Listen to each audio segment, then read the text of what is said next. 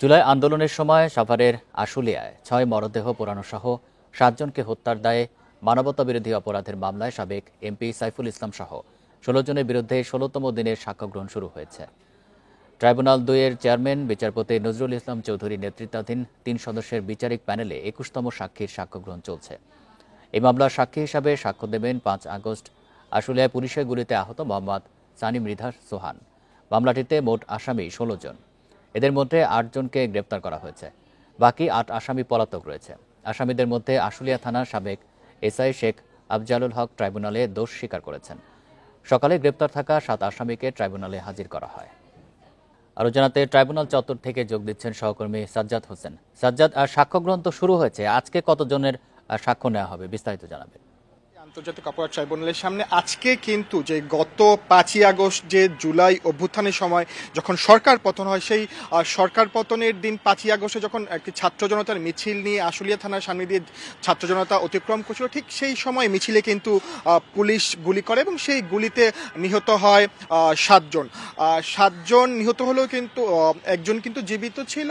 তাকে কিন্তু পুলিশের ভ্যানে তোলা হয় এবং ভ্যানেই কিন্তু রাতের বেলায় সেই দেহগুলোকে কিন্তু পুড়িয়ে দেওয়া হয়, যাদের মধ্যে একজন কিন্তু জীবিত অবস্থায় ছিল বলে এমনটি আমরা জানতে পেরেছি। সেই মামলারই কিন্তু আজকে 21তম দিনের সাক্ষ্য গ্রহণ। আজকে যিনি সাক্ষ্য দিবেন তিনি হচ্ছেন হাসান মৃধা, তার সাক্ষ্য কিন্তু হবে। এর আগেও আজকে যে 16তম দিনের যে সাক্ষ্য গ্রহণ হচ্ছে, এর আগে 15 দিন কিন্তু 20 জন সাক্ষ্য দিয়েছে। 20 জনের মধ্যে কিন্তু সেই প্রত্যক্ষদর্শী, ফল ব্যবসায়ী, ভাঙারি ব্যবসায়ী যারা ছিলেন সবাই কিন্তু তাদের যারা দেখেছেন তারা কিন্তু আদালতের সামনে তা উপস্থাপন করেছেন।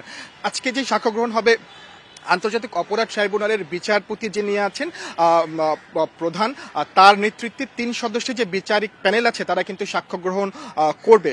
এই যে 16 জন যে আসামি আছে এই মামলার, এই 16 জনের মধ্যে কিন্তু 8 জন আসামি কিন্তু এখনো পলাতক আছেন। বাকি 8 জনকে কিন্তু আদালতে উপস্থিত করা আছে। এই আসামিদের মধ্যে প্রধান আসামি কিন্তু সাইফুল ইসলাম, যিনি ঢাকা 19 আসনে কিন্তু সাবেক এমপি, তার বিরুদ্ধেও কিন্তু এই মামলা আছেন। তিনি সহ বাকি 8 জন কিন্তু পলাতক। এখন কিন্তু ভেতরে সাক্ষ্য গ্রহণ চলছে। আমরা কিন্তু সাক্ষ্য গ্রহণ শেষে যখন বিস্তারিত তথ্য তারা সাংবাদিকদের সাথে উপস্থাপন করবেন, তারা কিন্তু আমরা আরো বিস্তারিত তথ্য জানাতে পারবো। আর আজকে যে 21তম দিনের 21 জনের 21তম সাক্ষীর সাক্ষ্য গ্রহণ চলছে। এর আগেও যেমনটি জানাছিলাম 15 জনের সাক্ষ্য গ্রহণ হয়েছে, 20 জনের সাক্ষ্য গ্রহণ হয়েছে 15তম দিনে। এর মধ্যে কিন্তু পুলিশের একজন উপপরিদর্শক তিনি কিন্তু দায় স্বীকার করে নিয়েছেন এবং তিনি কিন্তু রাজসাক্ষী হিসেবেও পরিচিত।